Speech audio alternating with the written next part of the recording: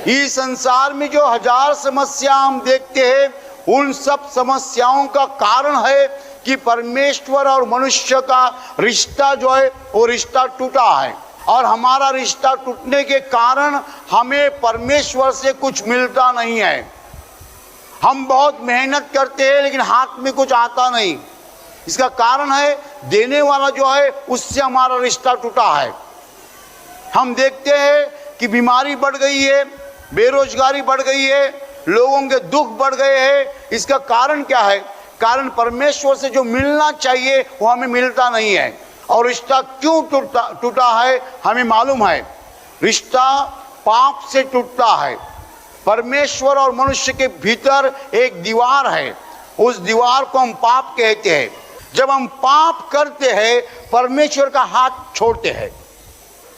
इस संसार की हालत बुरी क्यों हो चुकी है? इसीलिए बुरी हो चुकी है कि हमें परमेश्वर से कुछ मिलता नहीं है, जो चाहिए मिलता नहीं है। परमेश्वर पिता नहीं चाहता है कि हम परमेश्वर से दूर रहे। परमेश्वर पिता नहीं चाहता है, उसकी इच्छा नहीं है कि हम उससे दूर रहे। हमारी बुरी हालत देखकर परमेश्वर पिता के दिल को आनंद नहीं होता है, दुख होता है। हम जब रोते हैं, पिताजी वहां रोते हैं। क्यों रोते हैं? क्योंकि हमारी बुरी हालत देखकर उसे बुरा लगता है। इसीलिए तो उसने इलाज दिया है, इसीलिए तो उसने जवाब दिया है। जवाब क्या है? जवाब यही है कि 2000 साल पहले उसने अपने पुत्र को भेजा, यीशु मसीह को भेजा। इसीलिए भेजा कि मनुष्य और परमेश्वर वापिस एक हो जाए। हालेलुया। तुम्हें विश्वास निर्माण होना चाहिए। इस संसार में कौन सी चीज महत्वपूर्ण है?